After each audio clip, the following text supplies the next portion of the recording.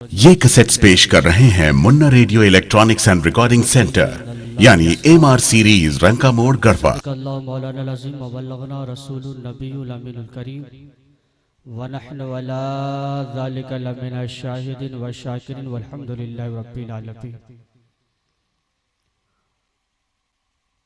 नबी का जिक्र करते हैं तेरा एहसान है मौला।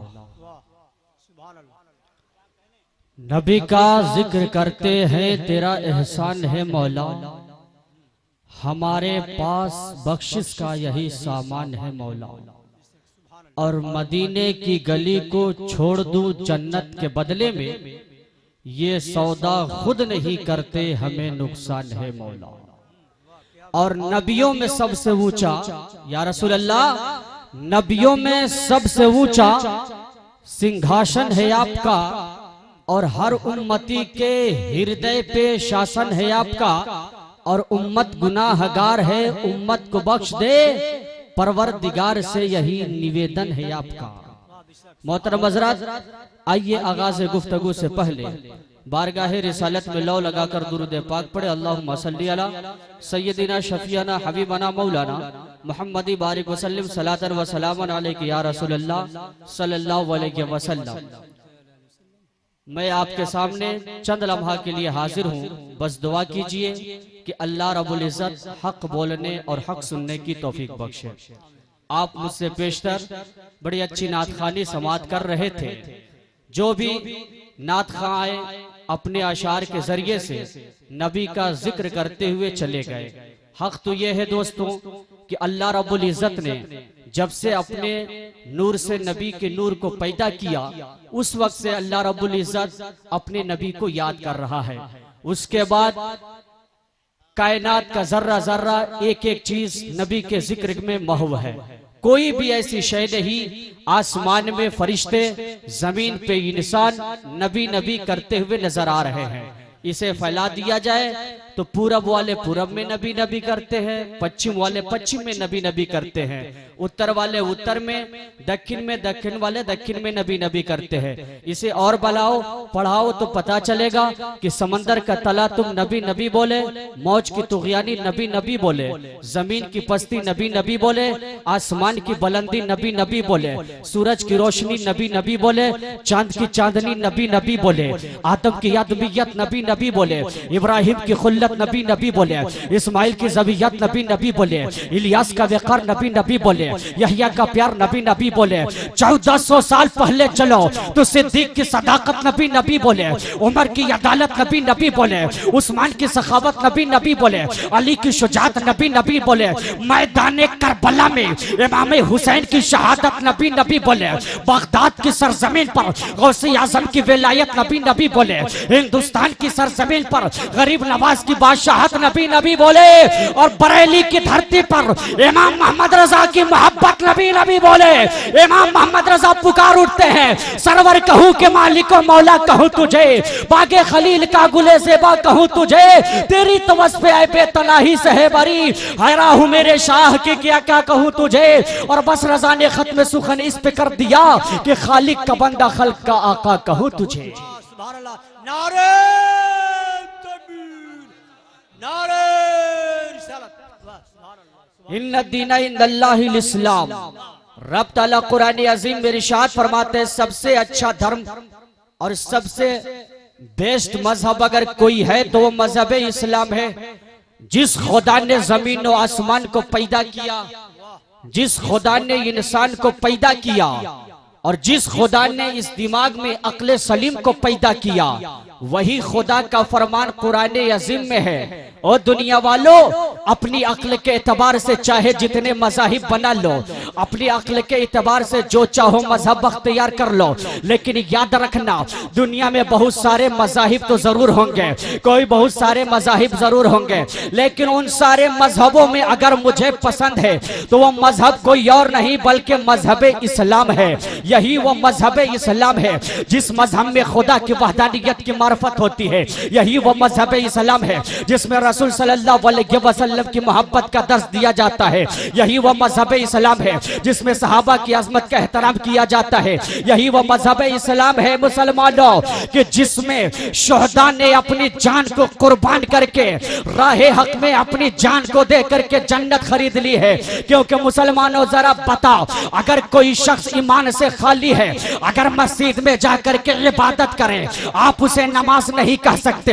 कहोगे मौलाना वो सर पटकता हुआ नजर आ रहा है, अगर कहीं रास्ते में एक्सीडेंट हो गया उसे मौत कहा जाएगा, एक्सीडेंट कहा जाएगा, शहीद नहीं कहा जाएगा। लेकिन वारे मुसलमान, जब सीने में इस्लाम को बसाया है, मस्जिद में गया, सर को पटका तो पटकना नहीं कहा जाएगा, ये कहा जाएगा इबादत हो रही है।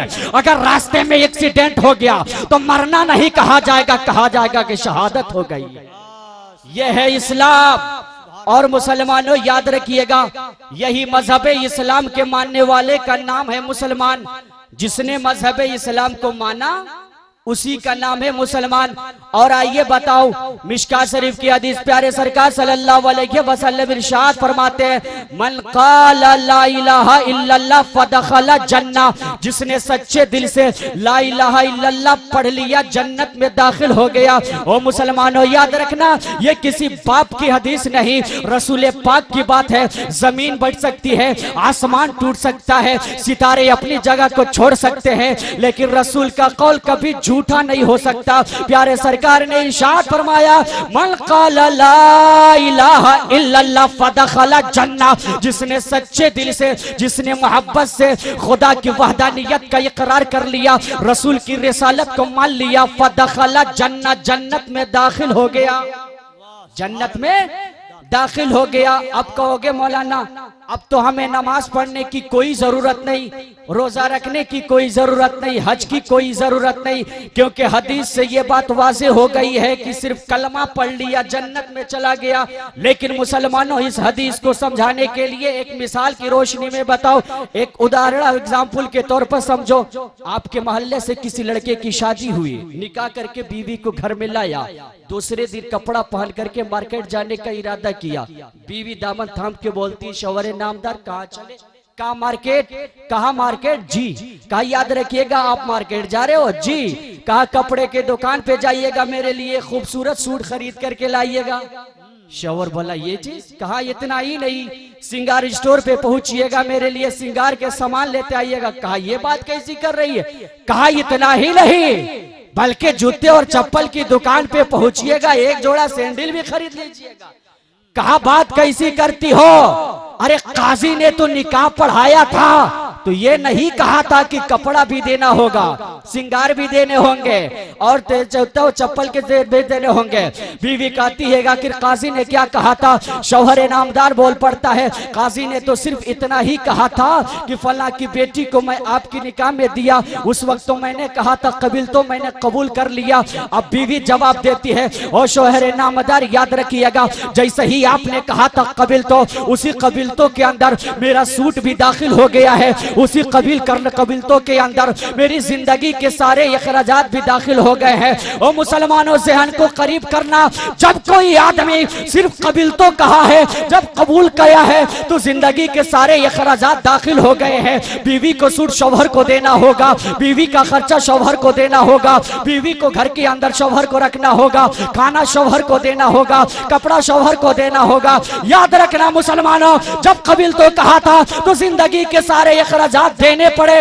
इसी तरह से जब कलमा तू पढ़ा है तो नमाज भी तुझे पढ़ना होगा, कलमा तू पढ़ा है रोजा भी तुझे रखना होगा, कलमा तू पढ़ा है हज तुझे करना होगा, कलमा तू पढ़ा है ज़कात तुझे देना होगा। दुनिया का सिस्टम है, दुनिया का निजाम है, अगर कोई अपनी बीवी का हक अदा ना करे, कोई अपनी बीवी का हक ना दे, तो दुनिया की जेल के सलाखों में सड़ना पड़ता है। इसी तरह से अगर कोई मुसलमान होकर के खुदा का हक अदा ना करे, तो उसे दुनिया की जेल नहीं बल्कि जहन्नम की आग में सड़ना पड़ता है, उसे जहन्नम की आग में सड़ना पड़ता है।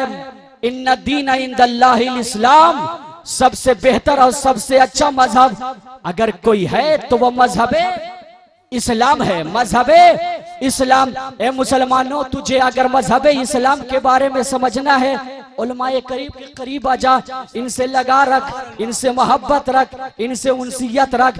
अगर इनसे लगाव रखेगा, क्योंकि ये उलमाए कराम है जिनके बारे में प्यारे सरकार ने खुद इरशाद फरमाया कि मेरे उम्मत के उलमा बनी इसराइल के नबियों की तरह।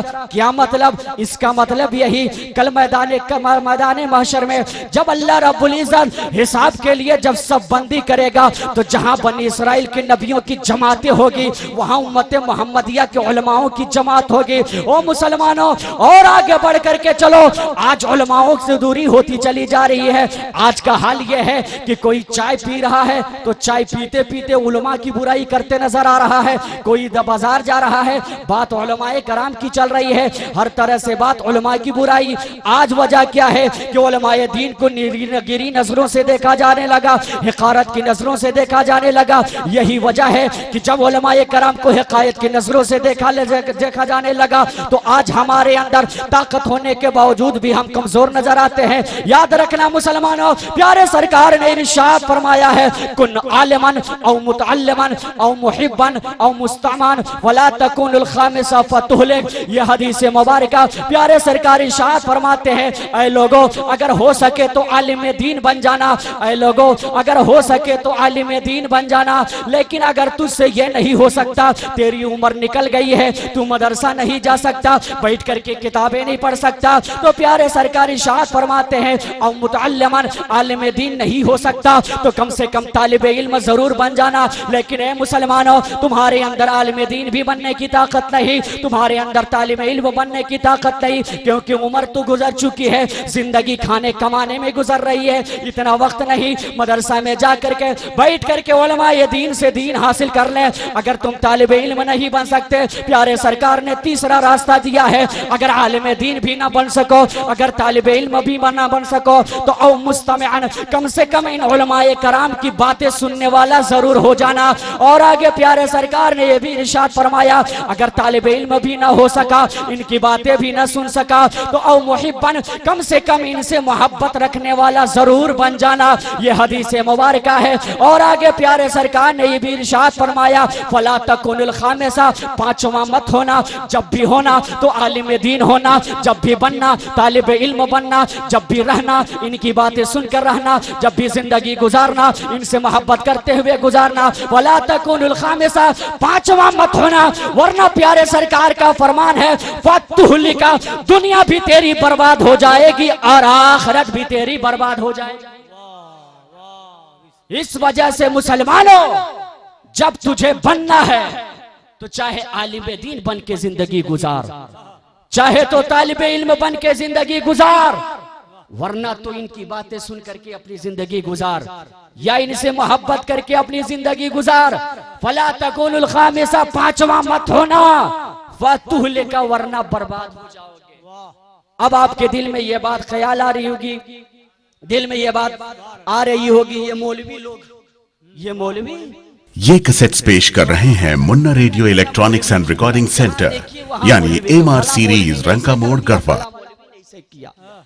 लेकिन याद रखो, ये मौलवी जो इस स्टेज पे आपके सामने खिताब करते हुए नजर आते हैं, जरूरत पड़ जाए तो यही मौलवी मैदान जिहाद में भी नजर आते हैं। जहां देखो इस मौलवी को वहां नजर आते हैं। आप सोच रहे होंगे बस गए मिलाशरी में तकरीर के चलते बने रास्ते पर, लेकिन याद करो, उठा इन मौलवियों की हिस्ट्री, उठाओ उलमाए कराम की तारीख, तब तुझे पता चलेगा ये उलमाए कराम की जात क्या होती है। आप उस तारीख को उठाइए। आप चंगेज़ो हलाक के नाम को सुने होंगे, मुसलमानों को जिसे नामों से नफरत थी, जो मुसलमानों का नाम भी सुना नहीं करता था, इसी का बेट, इसी का पोता, जो बिरका खान जब दुनिया में आंखें खोला, इसकी हालत तो यह थी, जहां मुसलमानों का नाम सुनता इसका पारा गर्म होने लगता था, और इसका दबदबा और इसके खौफ हरास लोगों पे ऐसा फैला हुआ था, लोग इसके नाम से घर और बस्ती को छोड़ जाया करते थे। उठा तारीख तो पता चलेगा। यही बिरका खान जब मोहल्ले में पहुंचा है, उस मोहल्ले में जहां सारे लोग बस्ती को छोड़ करके चले गए, गोद का बच्चा कह रहा है माँ घर से बाहर निकल जा, क्योंकि बस्ती में बिरका खान आ चुका है। नौजवान कह रहा है बस्ती छोड़ करके भाग जा, क्योंकि बिरका खान आ चुका है। बूढ़े कह रहे हैं बेटा मुझे ले चलो बस्ती से बाहर, क्योंकि बस्ती में बिरका खान आ गया है। ऐसा दबदबा था, जहां मुसलमानों का नाम सुनना भी पसंद न करता था। ऐसे आलम में जब बस्ती में पहुंचा, चौराहे पर एक नुक्कड़ पे 60 साल का आलिम दीन अजान देते हुए नजर आ रहा था। अल्लाहू अकबर, अल्लाहू अकबर, अल्लाहू अकबर, अल्लाहू अकबर। जब यही आवाज बिरका खान के कान से टकराई है, अपने सिपाहियों को भेजा, कहा किस कौन है जिसने मेरी मौजूदगी में खुदा के नाम लेने के लिए हिम्मत कर दिया? कौन है जिसने मेरी मौजूदगी में अजान देने की हिम्मत किया है? अपने सिपाहियों को जब तक भेजता, वो 60 साल का आलिम दीन जिसका नाम हजरत अब्दुल्ला सोमवी है, पूरी अजान पढ़ चुके थे। जब तक के सिपाही पहुंचे, गिरफ्तार करके ले आए। 60 साल का यह आलिम दीन, 60 साल का यह मुजाहिद जब बिरका खान के सामने पेश किया गया, तो बिरका खान पूछता है, ओ आलिम दीन, क्या तुझे पता नहीं कि बस्ती में बिरका खान मौजूद है? 60 साल का आलिम दीन बोला, बिरका खान, जब मुझे मालूम नहीं होता तो आजान देता ही नहीं। मुझे तो मालूम था कि तू बस्ती में है, इस वजह से मैंने आजान कहने की हिम्मत की है। बिरका खान ने कहा, हाँ तेरी अंदर इतनी हिम्मत, मेरी मौजूदगी में तू आजान दे दे। तो 60 साल का आलिम दीन बोलता, बिरका खान, मुझे हल्का मत समझना, मुझे कमजोर मत समझना, मुझे नातवा मत समझना। बिरका खान ने कहा, हो क्या? कहा पहलवान हो, पहलवान हो। बिरका खान ने कहा, पहलवान हो? कहा जी। कहा इसी बात पे तो तुझे बचा लिया, वरना मैं तुझे बोटी बोटी कर देता। कहता, जा रात भर जितनी चाहे इबादत कर ले, रात भर जितना चाहे खुदा को सजदा कर ले, लेकिन याद रखना, जब सुबह का सूरज निकलेगा, तेरी मौत का ऐलान करते हुए निकलेगा। सुबह आ जाना मेरे पहलवानों से मुकाबला करने के लिए। उठा हिस्ट्री और तारीख देख 60 साल का आलिम दीन का, कि वही 60 साल के आलिम दीन जब अपने घर पहुंचे हैं, उम्र 60 के पहुंच चुकी है, चेहरे पे हजारों झुर्रियां पड़े हुए हैं, आंख से रोशनी जा चुकी है, हाथ से ताकत खत्म हो चुका है, पैर चलने के लायक नहीं है, लेकिन फिर भी 60 साल का आलिम दीन घर जाकर के, अरे काजू और बादाम नहीं थे जो खा करके रात भर में तवाना हो जाते, मजबूत हो जाते। किए का वही किए जो हमारे बुजुर्गाने दीन करते आए हैं। ऐशा की नमाजें पढ़ी है, खुदा के बारगाह में हाथ उठाया, कहा मौला रब्बुल इज्जत, आज ये बिरका खान के पहलवान से लड़ने जा रहा है, मौला तू इसकी हिमायत करना, मौला तू हिफाजत करना। तब तक के कोई आवाज नहीं आई है। रात भर खुदा की इबादत करते करते फजर की जब आजान हो गई है, फजर की जब नमाज पढ़े, ये 60 साल का आलिम दीन आखिरी मर्तबा खुदा की बारगाह में दुआ करते हैं, ऐ मौला रब्बुल इज्जत, अब मैं जा रहा हूँ बिरका खान के पहलवान से मुकाबला करने के लिए। तू बेहतर जानता है मेरे अंदर लड़ने की ताकत नहीं है, मेरे अंदर लड़ने की सलाहियत नहीं है, लेकिन फिर भी मैंने चैलेंज कर दिया है, लड़ूंगा। तब तक के हातिफ़े गैबी से आवाज आती है, आलिम दीन जा, अरे जा बिरका खान के पहलवान से लड़ने के लिए। याद रखना, जहां जहां तू जाएगा खुदा की रहमत तेरे साथ होती जाएगी।